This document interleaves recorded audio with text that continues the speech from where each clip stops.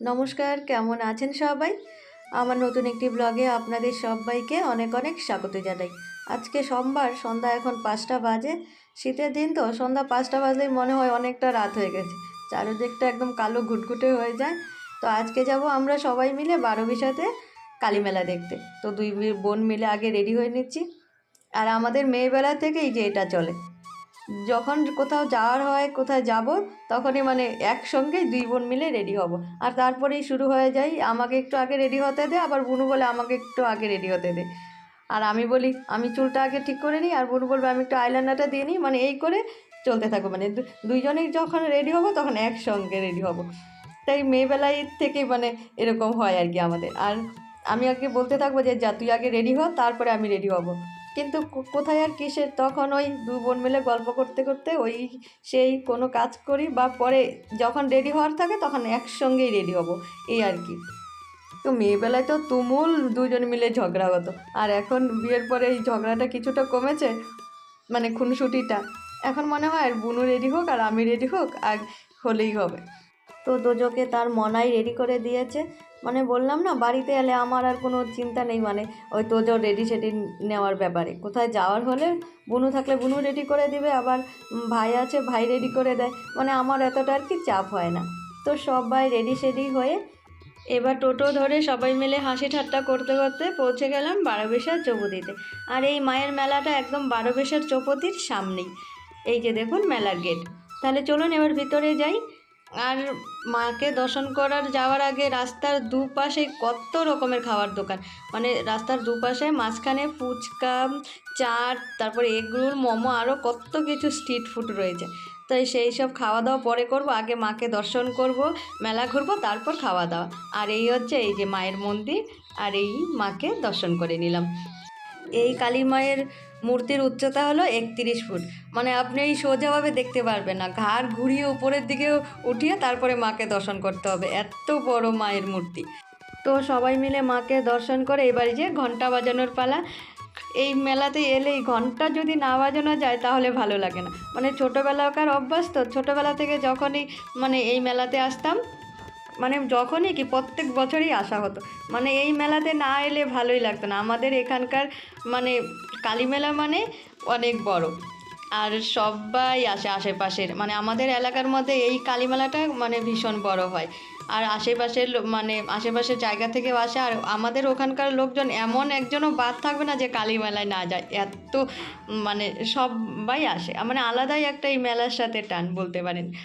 তারপরে সেখানে সবাই মিলে আমাদের সুন্দর মুহূর্তটাকে একটু ফ্রেমবন্দি করে নিয়ে চলে এসেছি যেখানে প্রদর্শনী দেখানো হয় সেখানে। প্রত্যেক বছরই এখানে প্রদর্শনী করা হয়, আর এই বছরও করা হয়েছে। এই দেখুন একটা গরু মানে খড় খাচ্ছে, আর এইদিকে ছেলে মা দাঁড়িয়ে আছে, আর এখানে করেছে তারাপীঠ। আর সামনের দিকে এই যে লাউয়ের ঘুড়ি, আরও একটা আছে সামনে, সেটা হচ্ছে রান্নাবাটি খেলা। এই কিছু কিছু প্রদর্শনী দেখে ছোটোবেলাটা যেন আবার চোখের সামনে জল করছে, মানে এত ভালো লাগছে।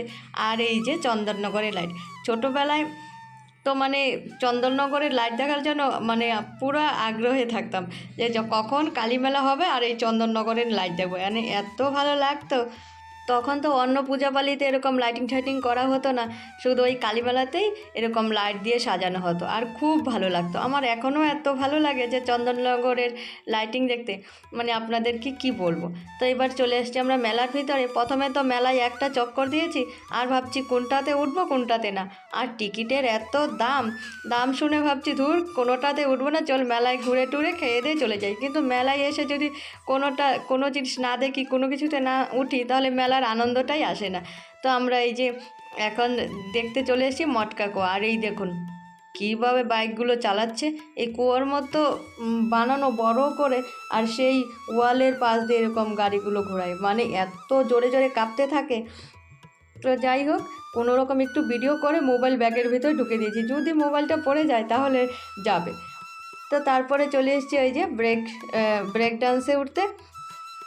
তো সেখানে তোজো বলছে আমাদের সাথে ব্রেক ডান্সে উঠবে, আমি তো ভীষণ ভয় পাচ্ছি যে এই প্রথম তোজো ব্রেক ডান্সে উঠছে, যদি সে উঠে ভয় পেতে থাকে আর কান্না শুরু করে, তো তোজোর বাবা বললো নিয়ে যাও, যদি কান্না করে তাহলে আমি নিচে আছি, আমি উঠবো না, আমার কাছে দিয়ে যেও। তো তাকে উঠিয়েছি, ও তার আর কিসের কি ভয়, সে দেখি বা আমার সাথে দিব্যি করছে, মানে আমার থেকেও সে মানে ভীষণ এনজয় করছে, আর চিৎকার করছে, ওর বাবাকে টাটা দিচ্ছে, এই আর কি। আর আমি দেখেই নিজেই অবাক হয়ে গেছি যে মানে আই এম তো অবাক যে এই এত ইসে মানে একটুকুও ভয় নেই। তো ব্রেক ড্যান্স থেকে নামার পরে তার দাবি হচ্ছে এইটাতে উঠবে। তো তাকে একটু এইটাতে উঠিয়ে দিয়েছি যে এখানে একটু ঝাপাঝাপি করুক, তারপরে মেলা ঘুরবো। তো মেলাতে আজ ভালোই ভিড় হয়েছে, আজকে 4-5 দিন হলো মেলা শুরু হয়েছে, তবু ভালোই ভিড়। প্রথমে ভেবেছিলাম প্রথম দিক তো এতটা ভিড় হবে না, আবার মেলাতে ভিড় জন না থাকলেও কিন্তু মানে লোকজন না থাকলেও ভালো লাগে না। তো এরপরে আমরা এই যে কয়েকটা জিনিস কেনাকাটা করে নিলাম। আর এই বছর জানেন তো মেলার 50 বছর পূর্ণ হয়েছে, তার উপলক্ষে 50 বছর হওয়ার উপলক্ষে 14 দিন মেলা থাকবে।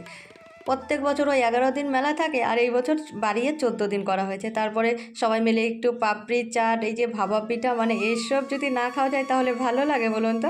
আর লাস্টে খাবো এই যে ফুচকা। তো এবার ফুচকা খেয়ে বাড়ির দিকে রওনা দিব। তাহলে চলুন ভিডিওটাও এখানে শেষ করছি। ভিডিওটা যদি আপনাদের কাছে ভালো লেগে থাকে তাহলে অবশ্যই লাইক, কমেন্ট, শেয়ার। আর যারা আমার চ্যানেলে নতুন বন্ধু তারা অবশ্যই আমার চ্যানেলকে সাবস্ক্রাইব করে নেবেন। এদিকে বনু ফুচকা খেতে পারছে না, আর বনুকে দেখে দেখে খাচ্ছি আর খাচাচ্ছি। তাহলে আপনারা সবাই ভালো থাকবেন, সুস্থ থাকবেন, আবার আপনাদের সাথে দেখা হচ্ছে নতুন একটা ভিডিওতে।